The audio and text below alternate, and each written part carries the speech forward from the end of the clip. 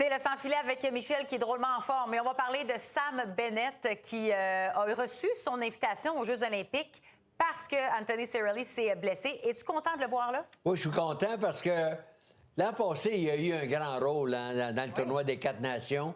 Et c'est un joueur physique. C'est celui qui a répondu finalement, on s'en souvient, aux Américains en s'en prenant à Tkachuk. Donc, oui, j'étais content. Puis lui, probablement, peut-être qu'il se demandait pourquoi je suis pas là. Ben oui. L'an passé, on a gagné. Et finalement, avec la perte de Cirelli, on le connaît bien. Et je suis content pour Bennett. Je pense qu'il l'a drôlement bien mérité. Ah oui, c'est ce qu'on a vu aux 4 nations. Il répète ça aux Olympiques. Je pense qu'on sera bien servi de la part de Bennett. Je veux qu'on parle des Sabres également parce qu'on regarde aller cette équipe-là et on va les voir en série, Michel. C'est incroyable, c'est incroyable. Hein? Habituellement, là, tu regardes le succès d'une équipe, bien là, on fait référence à des changements. Oui. Mais là, ils ont tout simplement, c'est quand même important, ils ont changé le directeur gérant. Kit Kolainen, le nouveau directeur gérant, engagé Marc Bergevin. Je ne sais pas si le discours, tu sais, des fois, le discours de ce que tu dis dans le vestiaire, les joueurs l'ont bien accepté.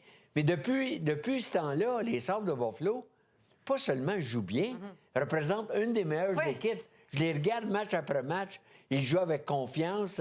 Leur défensive est alerte. Sont solides au niveau physique. Wow, c'est une équipe qui m'impressionne. Oui. Et je pense qu'ils vont être là pour durer. Et j'ai hâte à la fin de la saison. Je pense que les partisans ont été patients du côté des Sabres de Buffalo. Patient. Oh, c'est très patient. Il fallait être très patient. Mais enfin, ça va payer. Patient comme ça, là. Non, tu l'oublies. Mais au moins, ce sera payant, comme tu le dis, pour possiblement plusieurs années parce qu'on a absolument. quand même de très bons jeunes joueurs. Il y a cette pause qui arrive, là, Michel, et c'est une longue pause, un 10 jours obligatoire sans entraînement. Ensuite, on pourra s'entraîner. La question est la suivante. Est-ce que ce sera bénéfique ou non pour les équipes? Pour certains, oui. Pour d'autres, non. Et on va peut-être se servir de ça comme excuse. Oh, peut-être, ou que peut-être ça sera une motivation.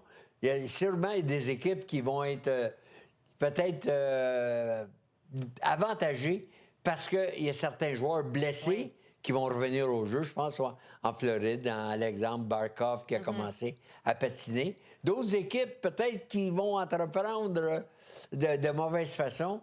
Les équipes qui vont bien, on parlait de Buffalo, on parle des Red Wings, du Canadien. Là, ça les dérange de s'en aller dans un long congé. C'est ça. Les Sabres, exemple, est-ce que vous pourrez trouver ça long? Bien, écoute, c'est évident. Quand tu gagnes, tu veux jouer le plus souvent possible. Quand tu perds, bien là, tu veux prendre plus de temps pour l'entraînement, par exemple. Donc, j'ai hâte de voir. J'ai hâte de voir. Il va y avoir des répercussions d'un côté ou de l'autre. Ouais. Et moi, j'ai hâte de voir la fin de saison, Michel.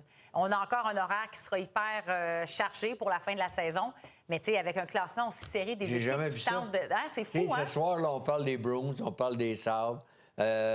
Nécessairement, il faut parler des Leafs qui ont une mauvaise saison. J'ai hâte qui gagnent dernièrement, les Leafs, qui remontent au classement. Et Pittsburgh, c'est une surprise parce que, souviens-toi, on disait probablement que Crosby va être disponible parce que Pittsburgh va avoir une mauvaise saison. Au contraire.